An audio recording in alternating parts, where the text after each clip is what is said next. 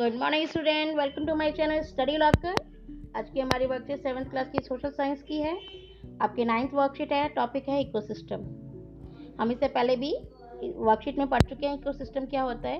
यहाँ पर plants, animals और ह्यूमन आपस में जो भी सराउंडिंग्स है उसका इस्तेमाल करते हुए एक नॉर्मल लाइफ जीने की कोशिश करते हैं, एक दूसरे पर इंटरडिपेंडेंट होकर के। ठीक, आपको कुछ क्वेश्चन शुरुआत में ही दिए गए हैं। Why are leaves of cactus plant in the form of thorns. जो कैक्टस की जो पत्तियां होती है वो कांटेदार क्यों होती हैं? ये पानी को अपने अंदर जो है इकट्ठा करके रखती हैं और इसकी सतह इतनी कड़ी होती है ताकि पानी आसानी से अवशोषित यानी कि उड़ ना जाए। ठीक है, इस वजह से इसकी पत्तियां इस तरीके की होती हैं। Why is camel called ship of the desert. Camel को शिप क्यों, जहाज क्यों कहा जाता है रेगिस्तान का? क्योंकि उसके पैर गद्दीदार होते हैं और गद्दीदार होने के कारण वो रेत में धंसते नहीं हैं, वो उसके ऊपर आसानी से चल लेता है, इसलिए इसको जो है शिप कहा जाता है डेजर्ट का। Why are the leaves of lotus plant flattened. जो लोटस की जो पत्तियां होती हैं वो पतली चपटी क्यों होती हैं? एक्चुअली में ये पानी के ऊपर तैरती रहे, इसीलिए इस तरीके का इसकी बनावट होती है। इसलिए इसके ऊपर एक परत भी होती है वैक्स टाइप की, जिससे कि पानी के अंदर ये खराब नहीं होती है। Why are frogs found near water. Frogs जो है बेसिकली वाटर में भी रहने वाला जीव है और लैंड पे भी रहने वाला जीव है, और वाटर में मिलने वाले उसको जो भोजन है वो वहीं से मिल रहा है। काफ़ी भोजन वहाँ से मिल जाता है, कहीं वह ज़मीन से मिल जाता है, तो वो आसपास इसी वजह से पानी के प्राप्त होते पाए जाते हैं, क्योंकि जब उनका जन्म होता है वो पानी में ही होता है। जो अंडे होते हैं वो पानी में ही मेढक जो है देता है और वो धीरे धीरे बढ़ करके फिर वो हरा जाता है। Why do people living in coastal areas mainly eat fish. जो कोस्टल एरिया है, जो तटीय एरिया है, वहाँ पर जो लोग रहते हैं वो फिश क्यों खाते हैं? भाई जहाँ जो मिलेगा वो वही चीज़ वहाँ पे खाएगा। अगर नारियल के पेड़ ज़्यादा है इसलिए साउथ साइड में नारियल ज़्यादा खाए जाते हैं। ठीक है, जहाँ पर जिस चीज़ का बहुलता होती है वहाँ पर वही चीज़ खाई जाती है। The animal, the vegetarian and the way life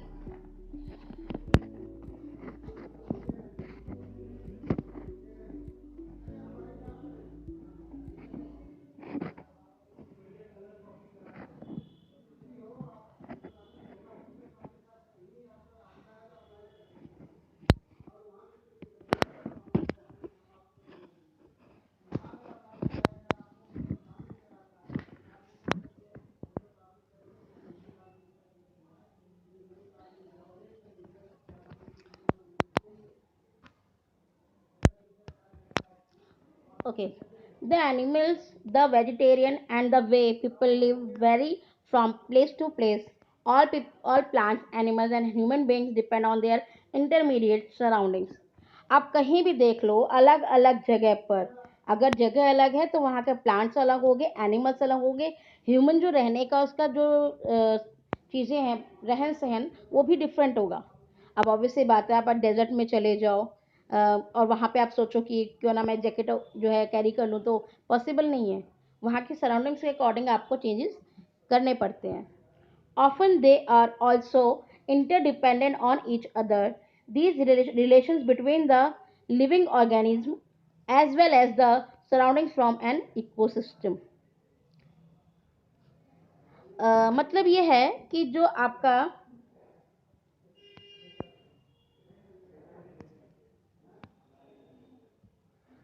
the animals, the vegetarian and the way people live vary from place to place. All plants, animals and human beings depend on their intermediate surroundings.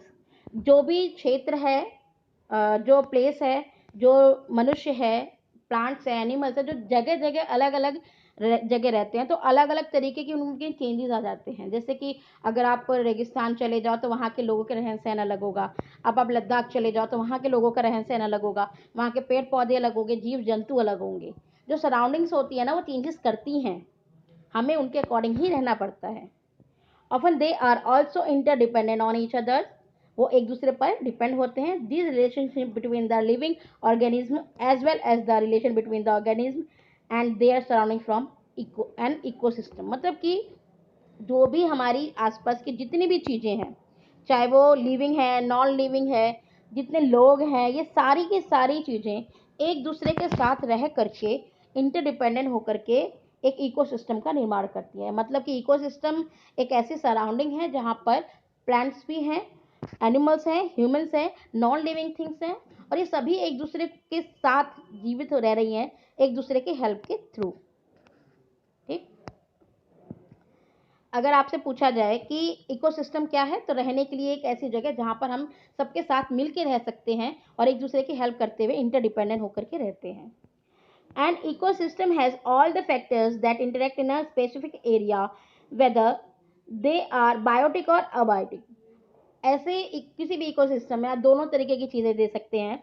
Biotic मतलब कि जीवी है, जिसमें जीवन हो, abiotic जिसमें जीवन नहीं है। बायोटिक आपका जो फिश है वो बायोटिक है, आपके जो माउंटेन्स हैं वो अबायोटिक है। Every specific ecosystem in the world has its own condition created by its inanimate objects. जितने भी जो आपके इकोसिस्टम्स हैं, ये खुद की बनाई हुई स्थितियां होती हैं। मतलब कि जो निर्जीव वस्तुएं हैं, जो सजीव वस्तु हैं, ये आपस में जो भी सिचुएशन बनाती हैं। तो आप ये भी कह सकते हो कि एक पॉन्ड है तो वहाँ का इकोसिस्टम है। अगर आपसे पूछा जाए कि आप पार्क का सिस्टम होता है या उसका भी इकोसिस्टम होता है। अगर आप एक्वेरियम की बात करें, एक्वेरियम में जो है फिशेस रहती हैं, क्या वो इकोसिस्टम है? यस, वो भी इकोसिस्टम है। ठीक है, तो नॉन लिविंग, लिविंग थिंग सब मिलकर के एक इकोसिस्टम की बात करते हैं, वो बनाते हैं। ठीक, those conditions determine what kind of living things will be able to live there. जो आसपास के सराउंडिंग्स होती है ना, यही बताती है कि वहाँ पर कौन जीवित रह सकता है। बहुत से ऐसे जीव हैं जो कि आप यहाँ नहीं देखते, आपको ठंडे इलाकों में मिलेंगे। पोलर बियर आपको यहाँ लेकर आ जाओ, बेचारा भूख भूख प्यास से गर्मी से ही मर जाएगा। क्यों? उसको ठंडा माहौल चाहिए। और यहाँ के आप किसी भी बियर को उठा के वहाँ ले जाओ, ठंडे इलाके में, लद्दाख में ले आके रख दो, वो तो ठंड के मारे से जैकेट मांगेगा तुमसे। मतलब क्या है कि जो आसपास के सराउंडिंग्स हैं उसके अकॉर्डिंग ही जो इकोसिस्टम बनता है, या उसमें जितने लोग रह रहे हैं, चाहे वो निर्जीव हैं, चाहे सजीव हैं, या प्लांट्स हैं, या वहाँ के लिविंग ऑर्गेनिज्म जैसे कि बतख हो गई, ये सब चीज़ें हैं। जितनी भी चीज़ें लिविंग हो, नॉन लिविंग हो, सब कुछ उसके आसपास के वातावरण पे, वहाँ का तापमान क्या है, इन सब चीज़ों पर भी डिपेंड होते हैं। Their organism can flourish only when where their needs are met. मतलब कि कोई भी प्राणी वहीं पर सरवाइव कर पाता है जहाँ उसकी सारी नीड्स पूरी होती हैं। अगर आपको कहा जाए, आपको ऐसी जगह भेज दिया जाए जहाँ पे बिल्कुल भी पानी नहीं है, तो आप कैसे सरवाइव करेंगे? तो आपको पानी चाहिए ही चाहिए। तो इकोसिस्टम ऐसा होना चाहिए जहाँ पर आपकी सारी नीड्स फुलफिल होनी चाहिए। There could be an ecosystem of large rainforest, grassland, desert, mountains, lake, river, ocean, and even a small pond. किसी भी तरीके का इकोसिस्टम हो सकता है। वो छोटे लेवल का यानी कि पॉन्ड भी हो सकता है, वो बड़े लेवल का यानी कि रिवर हो सकता है, लेक हो सकता है, डेजर्ट हो सकता है, ओशन भी हो सकता है। मतलब कि अब अगर आप ओशन की बात करते हो तो उसमें पानी है, उसके अंदर तरीके के जीव जंतु रह रहे हैं, उनका अपना इकोसिस्टम चल रहा है। इकोसिस्टम का मतलब जहाँ पर भी हम रह पा रहे हैं अपने आसपास की सराउंडिंग का इस्तेमाल करते हुए। ठीक, humans have also use their description to create artificial ecosystem. अब जो मनुष्य है वो तो बहुत ही क्रिएटिव है भाई, उसने ऐसा इकोसिस्टम भी बना दिया जो कि ऑलरेडी गॉड गिफ्टेड नहीं है। अगर आपसे पूछा जाए, मछली आपसे पूछे क्या एक्वेरियम में जिसमें मुझे रख रहे हो गॉड गिफ्टेड है, तो नहीं। एक्वेरियम में हमने एक इकोसिस्टम क्रिएट करा है जिसमें कि मछलियाँ उसमें अच्छे से रह सके। ठीक है, प्लांटेशंस का आप कह सकते हो, जैसे कि असम में होता है कि सिर्फ असम में चारों तरफ आप देखेंगे सिर्फ एक ही तरीके के पेड़ पौधे होते हैं, सिर्फ टी ही है, या फिर ओनली रबड़ का। अगर सारे पेड़ हैं तो सारे रबड़ के ही होंगे। तो ये खुद क्रिएट नहीं हुए, ये मनुष्य ने क्रिएट किया।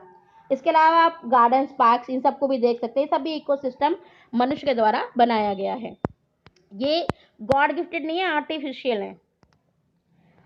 ecosystem, it is a system formed by the interaction of all living organisms with each other and with the physical and chemical factors of the environment in which they live, all linked by transfer of energy and material.